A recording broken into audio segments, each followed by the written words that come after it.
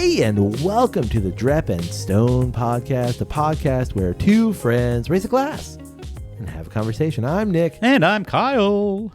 That was happy. Yes, exuberant. I mean, you're wearing pink and baby blue. You got some It's spring, springtime man. colors going on. Yeah, you're wearing your spring wardrobe. Definitely dark navy and black. Yeah. I got brown socks on, which don't, I guess, go. I don't really. What are the rules? I mean, it could. I'm I don't think you're brown supposed belt. to wear black and brown unless Yeah. it's like solely together. Oh, okay. So I can wear like black pants and brown shoes? I think you could, or like brown pants and a black shirt. You know, Okay. it's fine. Sure. But it's like when you add in, I think, another color, it becomes like odd. Well, I usually wear black pants, brown shoes, yellow shirt, black tie. I've never seen you in a yellow shirt. Really? Oh, I don't know. Because I don't own one. That's right. Yeah, you've never That makes seen sense. That's correct. That makes sense. I don't think I have anything yellow. Yeah. Actually, I know I have nothing yellow. I might can make like a whole week out of yellow. In your wardrobe currently? Or yellow is involved? Yeah. Okay. Absolutely. Yeah, Maybe not no, like the highlight, like, no, like I'm looking like, no. the banana man from Curious George. But I've watched a bunch of videos. Like I think we've talked about them. There's a couple of different people that come up on social media all the time. But one guy's named Damien Broderick, and he's a British guy. Mm-hmm. And he does a today's Tuesday or today's Wednesday, and like let's like get a fit dressed. check. Yeah, kind of. And he's Or just like a get ready yeah, with me. get ready with me kind of thing. And like he's got a style that I like, and I'm always like, what would it be like to be on one of those shows of like, actually style? You me? should do one. But it's just like, get ready with me. And it's like you go to your closet. It's all like, black which shirts. black shirt do I pick out? Let's do this one today. Now, how we're going to style this? What kind of pants are we going to go with it? Oh, dark navy Jeans, blue. Dark navy blue pants. Yeah. Hmm. Oh wait, he's got Let's gray try jeans shorts today. Let's try jeans today. Sure.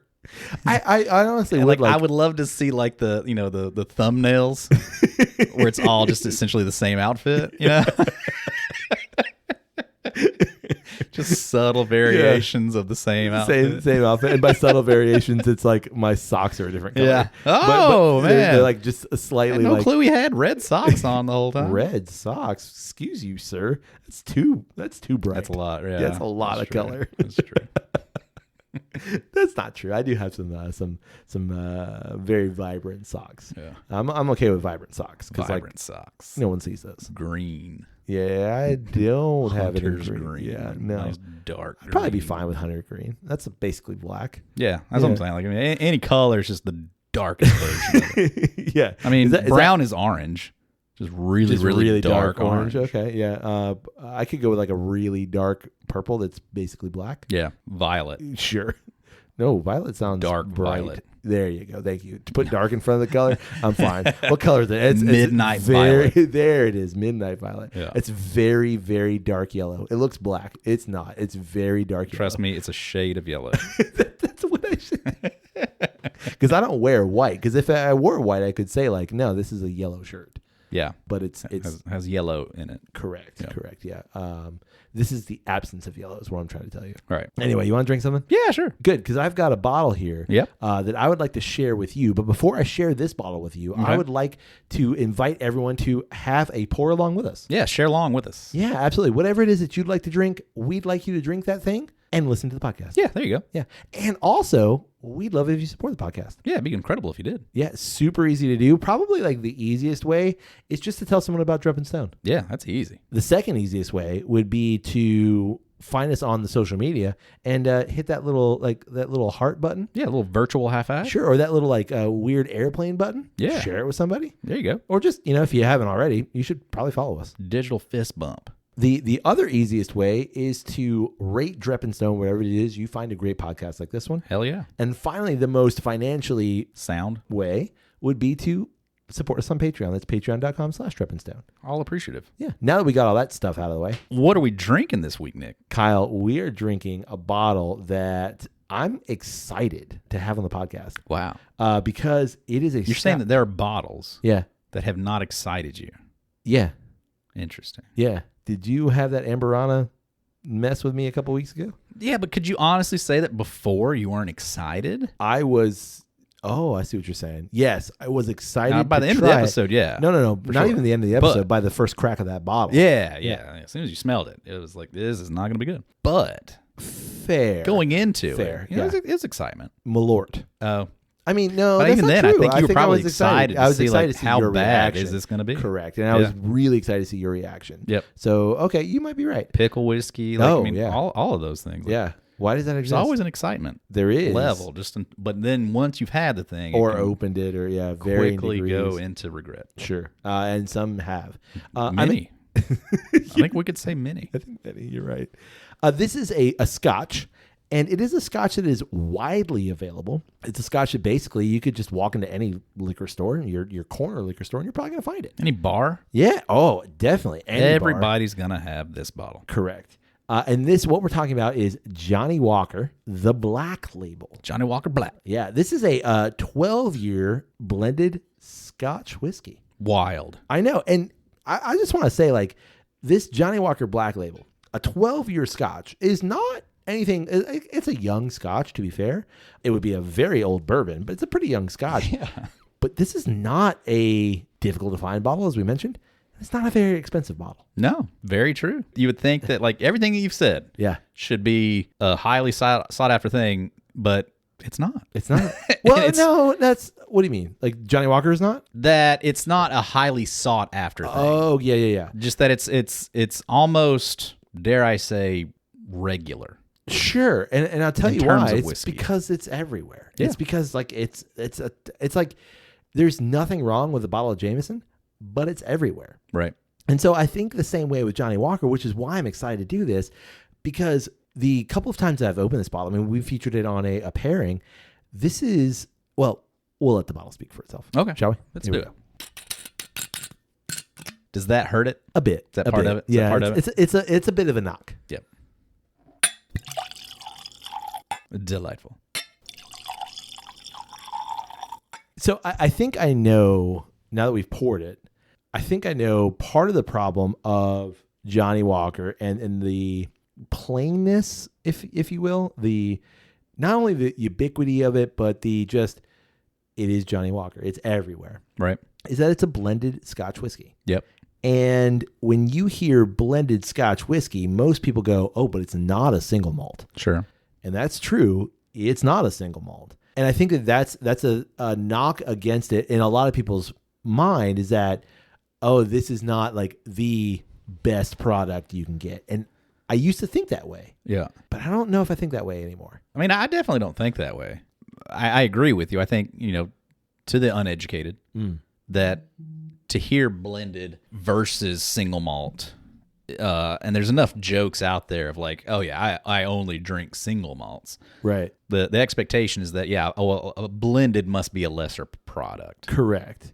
I hear that argument, and I used to like entertain that argument, but I don't know if no, I don't believe that argument. Well, I mean, for me personally, in the infancy of my whiskey journey, Yeah. the Maker's Mark branding of the little dapper man in his mid step. You mean Johnnie Walker? Yeah. You said Maker's Mark. Oh, did I? You did. In the infancy of my whiskey journey, like Johnnie Walker, what was the word I used? Walking man? Their marketing. Yeah. Their logo of the dapper walking man in his top hat, tailed coat. Yeah. Cane? Yeah. Yeah. Like, I always loved the presence that the brand had. Right. Yeah. And it always seemed very posh and like, oh, this must be a very nice whiskey. Yeah. I always appreciated the branding. Sure. Well, and I think for me, there was always that like, but have you had Blue Label? Have you had Johnnie Walker Blue Label? And that's like a $200 Yeah, at bottle. some point I got there. Yeah. It took me a while to get to that. And I've still never had it. And I've never really been that interested to have it. Me neither. But now that I've had or am a little more understanding of blended Scotch, I don't feel any need to like go seek it out. But if someone's like, hey, would you like some? Yeah, definitely. Oh, Sure. yeah. I mean, I've definitely been tempted, like around the holidays, they'll do that, you get red, black, maybe 15, which I think is the green. I think it's green, yeah. And blue. Yeah. And it's not badly priced. And I've considered that and have wanted to do it before. Just I think never it'd be have pulled the interesting trigger on tasting, it. At this point, I'm too much of a curmudgeon at this point to think that like there's any chance that $250 bottle Yeah. at 80 proof is any kind of interesting. Right. Like, there's just no way that I could be But I'll convinced say, enough to ever pull that trigger. I don't disagree with you, but I'll say that we also know that a scotch at 80 is different than a bourbon at 80. Oh yeah, for sure. So, not saying it can't be good. Right. Not saying it can't be great. I'm just saying I'm not at a point where I would be willing to pay that price for it. But I would definitely like to try that lineup. Yeah, would love to try it. Okay, so back to Black Label. So this is a 12-year whiskey, which means that the youngest whiskey in this bottle has to be 12 years. Yep. It's made by Diageo. Oh. And it has whiskey from what I've researched. It has whiskey from 29 different distilleries. Wow. Yeah. So here's what makes me, well, there's that. But here's what makes me super interested about blended scotch. Johnnie Walker Black specifically? No, just blended scotch in general. No, I mean like the 29 bottles. Is that Johnnie Walker Black specifically? It's from what I can tell, and I know that someone's going to disagree. I know that there's differences, but there is liquid from 29 different distilleries in this bottle. Okay. Yeah. And primarily, so like what separates the Black Label from the other Johnnie Walker labels, and there's also a double black as well, is that it has a higher peated malt content in it, so it gives it a little bit more smoky, or it should present a little more smokiness. But to me, the art form of blending is a master blender's ability to take those 29 different distillates and make this thing, right, and make it consistently. Yeah. And I guess, like, yes, once you've dialed it in, like, we need 10% and 3% and 2% or whatever. But that to me is just mind-boggling. And I appreciate the art of the blend. Yeah, me too. And I think, like, you have a blend that, does it actually have 29 distillates? I don't really know that, but could it? Absolutely. Diageo is this massive conglomerate. They got to put it somewhere. Exactly. Or even if you're blending, 2 single malts and 2 grain whiskeys and blending those together, like, the art of making something interesting out of that, I think is so cool. Surely, like, we've had enough examples of where a blended thing, not even necessarily a blend, but just something that's had some sort of curation to it, right, and how important that can be in a product, and making something that is greater than the sum of its parts. Yeah, that's a huge accomplishment. And I mean, this bottle seems to do it regularly. Yeah, with as many bottles as they sell and things like that. Yeah, definitely. Like, they know what they're doing, and they know what they're trying to put together, and they do it year after year. Yeah. You want to actually try this thing? Oh yeah, I just did. Yeah, okay. Well, did we even talk about the nose? Nope. Well, let's we're talking about that blend. I know. Let's talk about the nose here. All right. It's 40%. Yep. All right. What is Johnnie Walker Black compared to regular Johnnie Walker? It's just the hint of peat. Yeah. You get it? A little bit. And it is so subtle. But I remember back in my infancy days being like, woo-hoo-hoo! Oh yeah, smoky boy. Yeah, no, dang. But it's there. Like, obviously, if we pull the Ardbeg Barbecue or even the Wee Beastie off the shelf, like, it's gonna give a run for its money for sure. Like, there's no comparison. Yeah, but like, I'm just saying, like, at this point in time. Oh yeah, whew, I mean, I could overlook it. Oh, this is what I'm saying. Like, I could absolutely just smell this and be like, oh man, what beautiful malt. Yeah, exactly. And it's a herbally, maybe a little bit of tea in there. Like, exactly, beautiful nose. Green tea. Would I say smoky? It had peat on it? I don't think I would. No, but I literally was having a conversation with a listener a couple weeks ago. And he was saying, like, yeah, I really like smoky scotch. And I was like, oh, yeah, what smoky scotches do you like? He's like, man, I love Black Label and Double Black. And I was like, okay. Because I had that pause of like, bro, that's not smoky. But I'm like, no, but it is. But that is probably like my entry bottle into smoke. Like, correct. I remember having a bottle of Johnnie Walker Black and it being that kind of like, oh, man. Yeah. Look at me, my fancy top hat bottle. Exactly. And it's all smoky, man. I just smoked a cigar. Yeah. Like, this is great. But I just went on the palate, and that's where I think the subtle peat actually does shine through, is on the palate. And it's very clear to me. I know that they're sourcing a lot of their peated malt and they're peated distillate from Caol Ila. I know that because I've been there, and like that's a huge thing. Right. But it also tastes very distinctly like Caol Ila to me. And having had Caol Ila at Caol Ila, like I'm positive that it's definitely on there. That's where they got it. Yeah, because on the palate, go to the palate, it's not a peat bomb by any means. No, I can get it back palate on the finish. There's just a whiff of smoke bitter. Yep. And I think what you just said, it's more in the bitter and it's more in the astringent aspect. Yeah, because like front, mid palate, everything there is just lovely malty whiskey. Sad to say, like quote unquote generic, just got generically Scotch. Yep. But at the same time, like I think like the best parts of Scotch. Correct. And like not the this still has a lot of fruity. Yes. Those softer, sweeter sides of Scotch, not the briny, meaty, heavy, smoky sides of Scotch, medicinal sides of Scotch that so many people are turned off by. Like, this is just a lovely, sweet, malty Scotch that I would think just about anybody that enjoys whiskey could say, hey, that's delightful.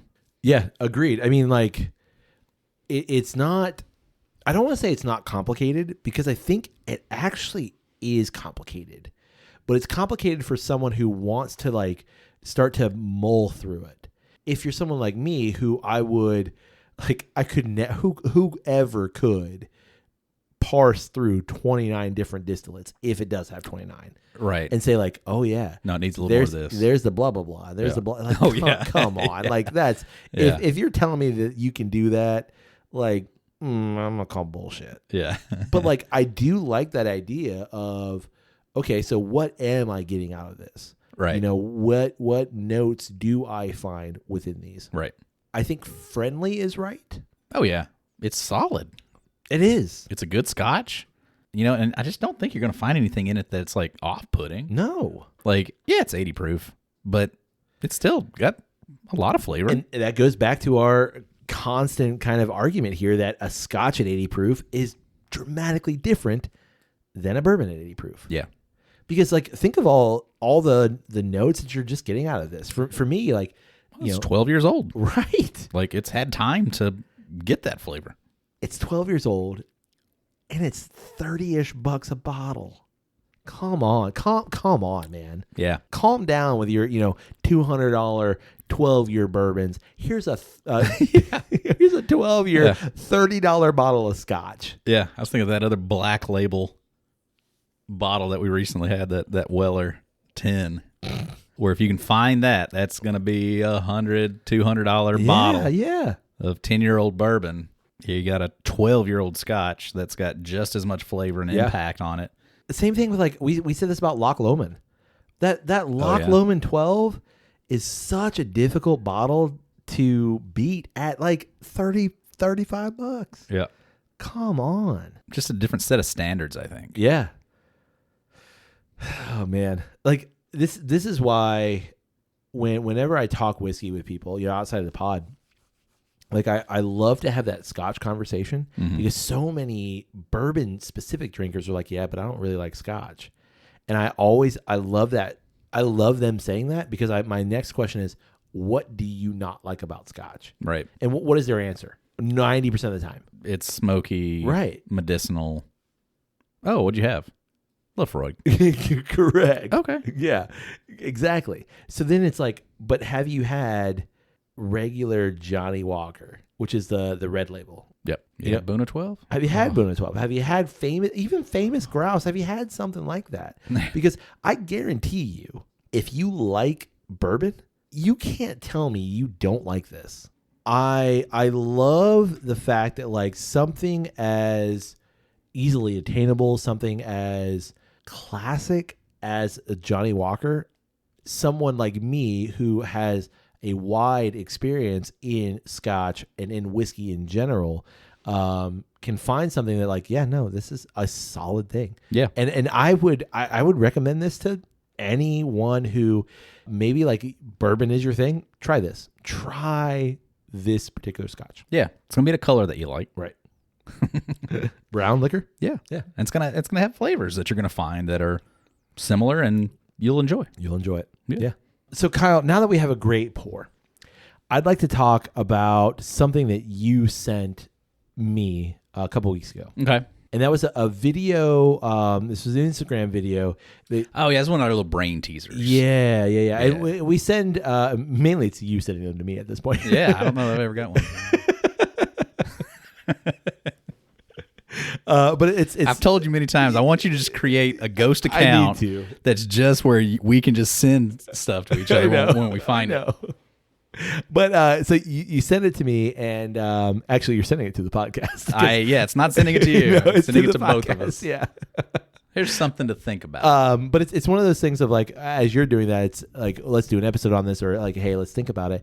And in the video, like when I opened it, and I watched them, I don't always respond to them, but this one just like hit me, like dead stop, like, whoa. Well, and you had, I think you texted or something and said that this was something that you were already kind of thinking about. Yeah, exactly. And so like this just kind of hit on that same thread. Yeah, and it's something that I've been wrestling with for quite a long time at this point. And the video, I think we all do. Yeah, I'm sure. Whether we really realize it or not, I think we all do. I'd like to think that we wrestle with this. And the video is basically, it's a conversation between two guys. Sounds like it's a podcast. It does sound like it's a podcast. I don't know who it's from or who it's by, but it essentially says that our psyche, our being is not meant to hear of the tragedies of the world. Right. And not meant to have to absorb all of the news of the world. Yeah, our minds aren't meant for omniscience. Yeah, which I really like that. I love that line. Yeah. We're not meant to hear of every little piece of information. Yeah. And so this is something that I've been wrestling with, honestly, the last, I'm going to say like 5 years, of not only the news, hitting on different aspects of this conversation. Yeah, for sure. Oh yeah, and I honestly, like, I can draw a thread in so many episodes that we've done that it kind of all comes back to this. Yeah. Of like I firmly believe that knowledge is power, and I recognize it sounds like a line, and I get it is a cliche, but I firmly, Schoolhouse Rock. Exactly. I do firmly believe it, but I've come to figure out as I've gotten older and the more knowledge that I've gained that it's not always a good thing. Right. Like having all of this knowledge and having all of this understanding is not necessarily a good thing for my well-being. Right. And not just like the 24-hour news cycle kind of thing, but just like I cannot possibly fathom all of the problems. Right. And yet I can know of all the problems. Right. Know of like some of the like most devastatingly tragic events that happen across the globe. Right. And how that can like absolutely affect your well-being. But in a time 30 years ago where you would probably never have heard of it. And I think about that. Like, was I happier 30 years ago? I hate that kind of like this goes back to ignorance is bliss. Right. Yeah. And so like I hate that kind of thought experiment because like yes, obviously 30 years ago I was ignorant. I was dumb. I was a kid. I was stupid. I didn't know these things. But now that I know these things, I think I'm worse off. Right. Like I truly believe that I'm worse off because I have a greater knowledge and understanding. Right. It's like you've been given the ability to understand a solution to the problem, but you have absolutely no access to tools to fix it. That is the arresting part of it. Exactly. Yeah. Like I literally, I feel like I know how to, or maybe I don't know how to fix it, but I know what needs to kind of, what steps. Direction we need to go in to fix it. And I'm willing to, and I want to, but I can't. I feel shackled. I mean, I know I just said like arrested. Like I feel like literally like you're chaining me because I know the things that I should be doing. I know the things I could be doing. And I know that like I can't do those things. Yeah. And so the video posits that, we're not meant to know all these things. That human society is meant to live in small groups of like 150 people. Yeah. I think there are two parts of that. So I want to get to that. But I think the first kind of part is all of this information. I want to compartmentalize the sentiment here into we're not meant to have all this information, and then what are we meant to be? What are we meant to do? So like, I think the internet is a positive tool, and that it can be used for positive. Yeah, it can be. But I think like as a repository of information, it is now becoming something that is just unbelievably crippling. Yeah, because it's not only being utilized in its purest goodwill form. It's also very easily manipulated into a tool for misinformation, Right. propaganda, whatever that may be. I literally like had this thought of like the metaphor of the internet being a library. And so when I was a kid, like we visited the library often. Like we would go once a week, we'd pick out a bunch of books. Like we'd spend some time in the library. My dad would get books, and that kind of thing. And so like, I feel like in its purest form, the internet was supposed to function like a library. You can go into this place, you can find information, you can get the information, but it's up to you to do something with the information. But what it's become is a library that's on fire, and everyone is yelling at you as you walk in of what to think, what to read, what to pick up, and you have no ability to actually sit there and digest any of this information. And so like then the information that's there, is there, but you can't actually access any of it.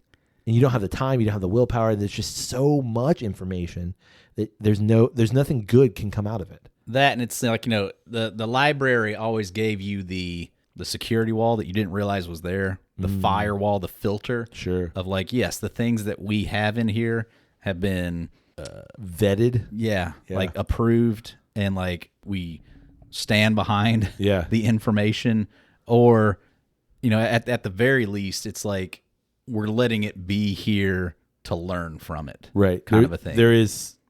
There's something to be gained from this. Yeah. And the internet doesn't have that. It doesn't have any kind of a safe check, a standard that it's trying to uphold. It's just anything and everything. Right. And do with it what you may. Like any opinion that you want to have and you want to find, you will find on the internet. Yeah. And any sort of echo chamber you want, anything that's out there, like you can find a community and you can engage in it. Right. And I think like in some ways the finding of a community is a great thing. But like when that information becomes overwhelming in that like I have to know all of the stuff, we're not meant to. Like, right. We're not meant to function. I say like we're not meant to. I don't feel like the human brain has the ability to correctly process all of that stuff. No, and like you're saying, like the community that you are potentially found yourself in an internet based reality or simulation, that community is also filtered in a way that you would never naturally kind of come across. Correct. Because in a natural community, there's also like so many more influences being brought in. Yeah. And a digital community is removing that filter or adding on an additional filter, I guess. And everybody's going to be so much more like-minded that there is no room for alternate thoughts. And I think like, how many things have I solved and fixed and like gained from and learned from and grown from in terms of like YouTube and watching stuff and watching others' perspectives and things like that. I mean, even this, like how often do you and I watch other people's thoughts and opinions on whiskey or other people's like, reading things about what is this distiller or this blender, like how do they do things? Yep. And like, I love that. But what I've done is I've kind of created my own filter in some ways. So like I choose what the things that I'd like to engage in, right? Which I recognize in some ways is also damning. And like it's more so even worse the other way of like you get to choose. I don't want to see more of this. Correct. And I do that a lot. Oh yeah. Just because like that thing infuriates me and I don't want to see that anymore. Stop showing me that. I can't engage. We're able to do that. Yeah. We're able to cater it to like, stop showing me things that I don't like. Just show me all the things that I do like. So I'll sit here for 3 hours, right, scrolling through this. Right. Like literally last Why am I night, choosing that for myself? I should be doing the opposite. dude. I should be night, like, show me all the shit that I don't want to see because then I'll stop looking at my fucking phone. Carol showed me a rugby video, and like on TikTok, and then she shared another video with me, and then like she saw me death scrolling, and like at some point went, yeah, I showed you one video and you got sucked into like 30 others. I'm like, and literally 10 minutes went, There's so much. oh yeah, and obviously like that's stuff that's catered to me. And so like I'd like to think that I'm somebody who can engage with an alternative perspective, but at some point, especially with, and the video discusses this of like, we're not meant to know of all the tragedies.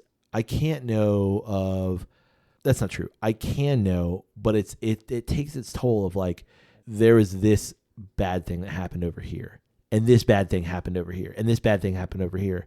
And for me, it's like I think if you allow yourself to get into those things, then you'll never escape them. You'll never find time to get away from it. Whereas, in any other time in history, it's maybe you read an article in the paper, or you hear a story of something that awful that truly happened, in a far off land. Yeah. But that's kind of it. Maybe it was impactful in that moment. Maybe it did make you think, and maybe you did. It did like generate some absolutely genuine, heartfelt emotions within you. But then that was kind of it, and you were able to move on from it, continue your day, continue whatever it is that you're doing. Whereas now it's like, wow, that is crazy. All right, next, and here comes the next one. Or here's the same thing for the next 30 videos. Oh yeah, or like here's another perspective. Or here's like that another news story angle. intrigue you? Oh, buddy. Yeah. Here comes a whole bunch more. I remember like the plane crash in DC. Yeah, with the helicopter. Yeah, with the helicopter.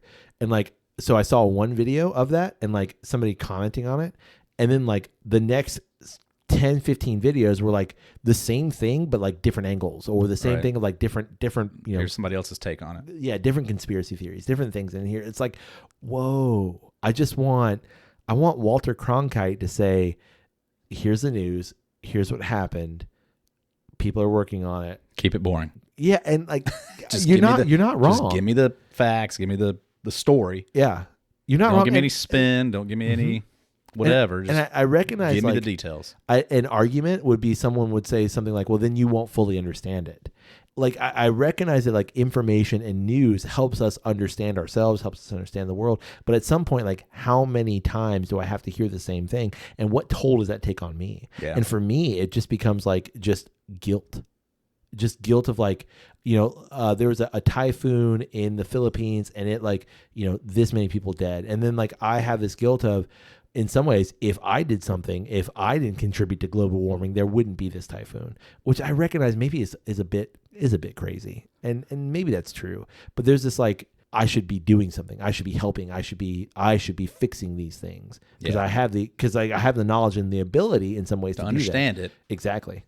And only bad things happen because good people were not willing to do anything about it, kind of a thing. Yeah. It'll just eat away at you if you just keep thinking about that stuff. And I can tell you, ruin day after day after day. And yeah, I totally agree. Like, I don't think my mind's meant to like deal with it. That's where I am. Yeah. All of these things that I'd like to like to make better, and I can't. It is that now knowledge is power, but ignorance is bliss. Like that is kind of like the thing, and like it's like you don't want to admit it.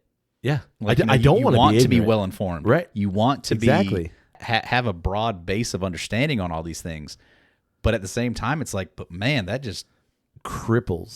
Yeah, like that just puts you in such a bad spot. So then the other part of the video, which is actually the first part, it talks about humans were meant to live in small communities of 150. And I recognize like that's actually a study, and I've read a bunch of different books. Yeah, I know I've heard that before. Yeah. There's a lot of studies on like small groups of people. I think like the 150-ish is that magic number. Yeah. I don't know why I know this, but like I looked up a very similar thing when I was doing like some research one time about Ichabod Crane. I don't know how like the tale of Sleepy Hollow got me like on that, but I know I read something around that where it was talking about like Sleepy Hollow is like 150 people. Yeah, like somewhere in there, like that's why like it was all connected in terms of like there was a blacksmith, Yeah. a baker. Like all these roles were filled within the community, kind of a thing. I don't know why. And so he, the outsider, comes in like, Stranger came to town. Exactly, yeah. And so like we are meant to function within small communities. And our goal should be, rather than a global community, which I think we'd like to be a part of, our goal should be Our Star Trekian, right, yeah, utopian ideal. Yeah. But I think our goal should be to make our small community better.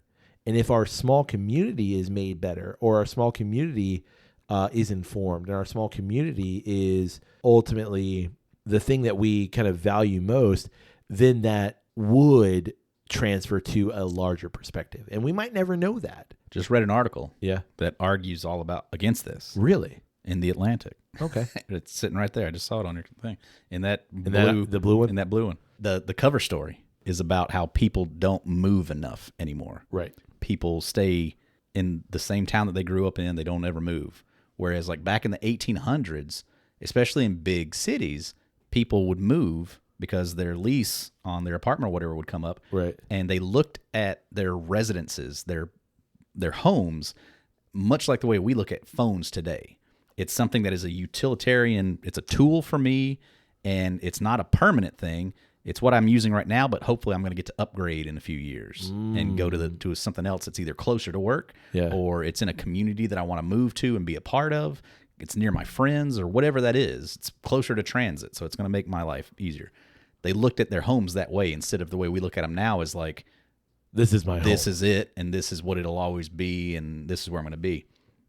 Like moving day, like I always heard that as a phrase in relationship to golf. Yeah.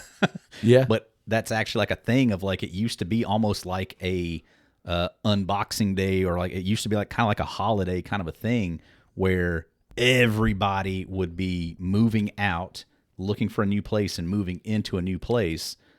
It was always like either like May 1st or like different cities had different days where like that's just where your ends here, and we're all moving. And it used to be this big, huge cluster of an event until this one lady in the Upper West Side of Manhattan bought a building, and instead of it being a multi-unit apartment building anymore, she made it her residence and like changed the whole thing, changed the outside, the facade, made the bit out back, turned it into a garden, and like made it her residence. And then once zoning became a thing and like they started to like, they were trying to adjust the Upper West Side into like this district of New York, she got a whole bunch of people to, not a whole bunch, but they made a bunch of flyers so it looked like a big group. Got enough people involved to where like it stopped that process, and she was able to just, now this is just my residence. Wow. So like now, like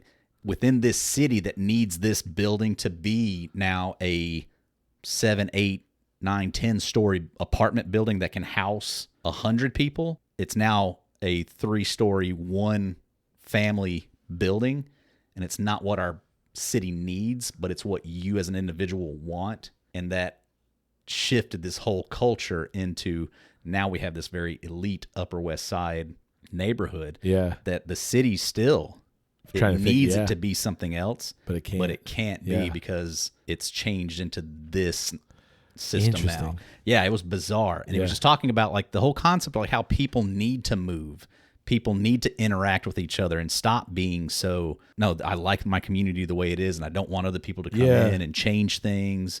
And there is like this push and pull to that of like, you want to hang on to what's comfortable and what speaks to your values and things like that, but also understanding that you need to have new perspectives and things and challenge your views and things like that. Like I think the advocation for like, obviously new perspectives within that community, you absolutely do need that. But I think it's like the idea of like, so like I'm thinking like my neighborhood, there might be 150 people within my little neighborhood here.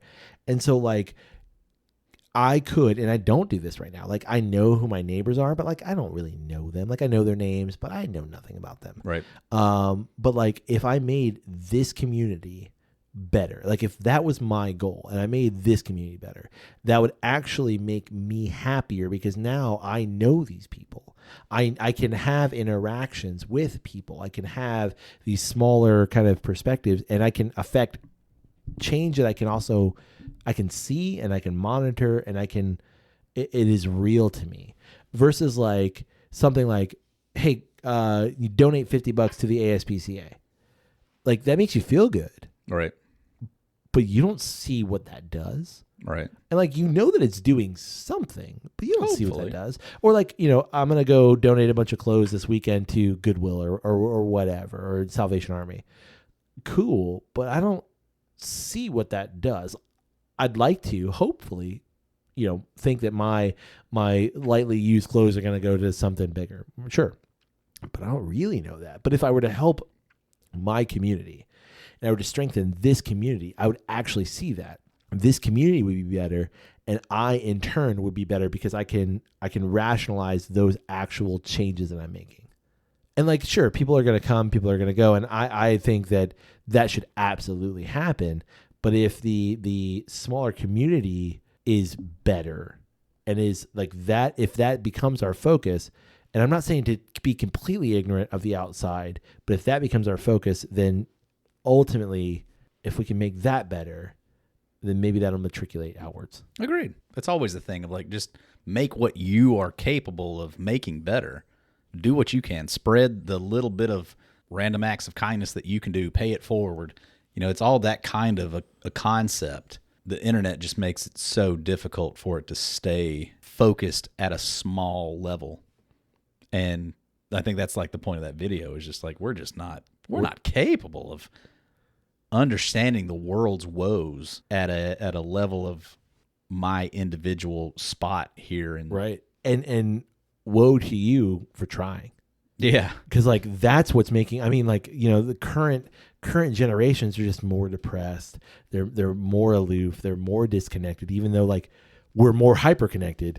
And I think it's because of that. Right. It's because of I'm almost terrified now to know about the bad stuff that's happening to you. Oh, yeah. Because that's just going to pile on. Right. That's just going to be another thing that I've got to understand and deal with. Yeah. Exactly. Versus like, wow, this terrible thing happened somewhere else.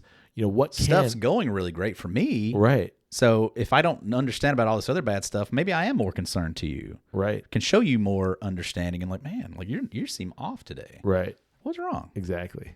Oh, man, like I seriously, like I wrestle with it consistently. Yeah.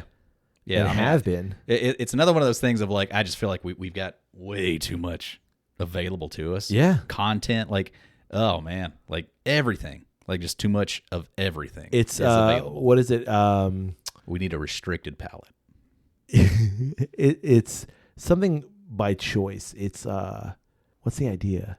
It's like you have so much choice that you can't make a choice. Yeah, you can't make a choice. I can't remember what that's called, like stagnation of choice or something. Oh man, I know people are yelling at us right now. I remember hearing a thing one time about like if you were able to remove and become like Spock. Yeah. Where everything is just based off of intelligence and logic and logic, and you remove passion and that sort of thing from the equation, that even then you couldn't make a choice. Yeah. Because you're always going to be able to rationalize a thing based off of the intellect that you can build around that. Like ours is just like, yeah, like we just have so much available that you just can't do anything with it because like just sitting down to watch something at the end of the night. Exactly. There's so much available. It's like, man, I want to start that because I've heard so many good things about that. But like, I'm halfway through this and I've still got another 36 episodes of that to watch. But all my friends have already watched all that. Yeah, exactly. I gotta catch up. Catch up. Yeah. I don't have a solution.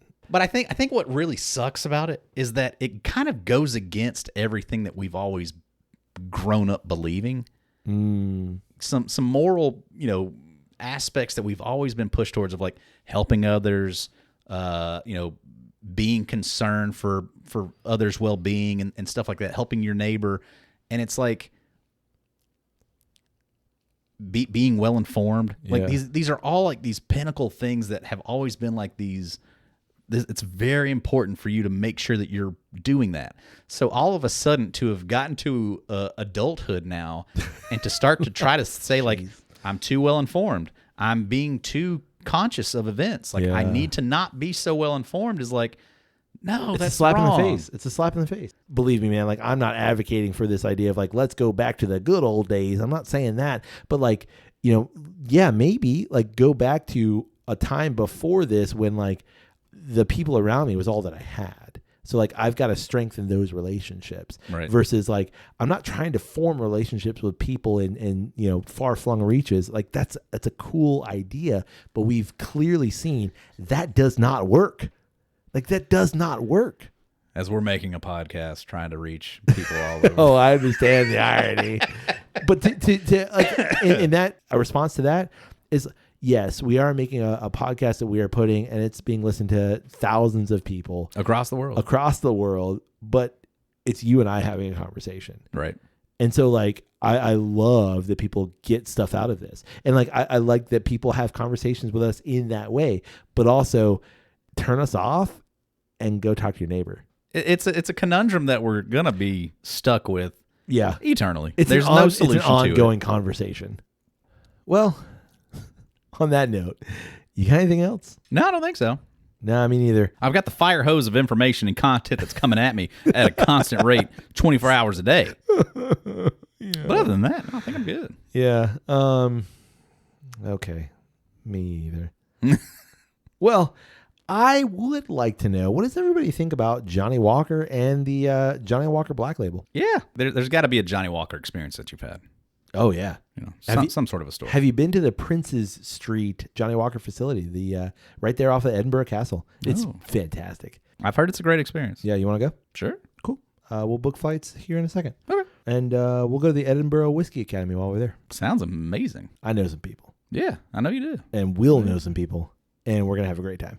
There you go. All right. While we do that, though, I'd also like to know, like, what does everybody think about this kind of idea of, is there just too much information, and how do we deal with that? We don't have the capacity for it. How do we fix it? How do you get away from it? Yeah, how do we combat all of that? What is your strategy for dealing with it? There you go. Well, you can get in touch with us through email. It's drepandstone@gmail.com. You can also get in touch with us through social media. It's always one word, Drep and Stone. D-R-E-P and Stone. Come out there, find us, and like us, and share some stuff, and we'll get right back to you. I love the smile at the end of that, but it was like, it slowly faded to It's there. Yeah. Okay. I think they saw it. Yeah. And we'd love it if you support the podcast. Just go back to the beginning of the episode. We tell you how to do all that kind of good stuff. And just, you know what? Everybody have a great day. Slap us a low 5.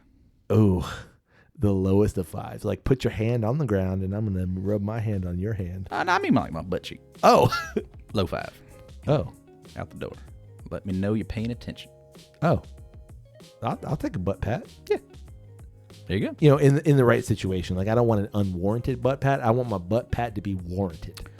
I mean, I hate to say it. Mine's kind of always there. If you want to slap it, go for it. I'm not. I'd probably be okay with it just about anywhere. You're walking out of like a Lowe's and you're like, it's a pop? Sure. You're good with it? Hey, man. You play baseball. Yeah, that's why. Probably. But it's just, yeah. Help yourself. Help yourself, man. It's a lot to go around. Go on, get it. Walking off the subway. Hey, thank you. Take care. That's also a felony. I'm giving permission. Do it. Slap it. Go for it. I'm okay with it. There are several thousand listeners that are probably going to accost you now. Are you sure? I don't believe it. You know, when it happens, if it gets too much, then we'll do another episode, and I'll be like, hey, made a mistake. Stop slapping my ass. Yeah. It's gone too far. We're not in Turkey anymore. Too Turkish. But until that happens. Correct, but. Open field right here. Help yourself. On that note, hey, buddy. Hey, buddy. May your glass ever flow. And your ass never show. Well, apparently your ass has been patted. I'm okay with it. Pat it first. Give me a low 5. Hey, cheers, buddy. Cheers.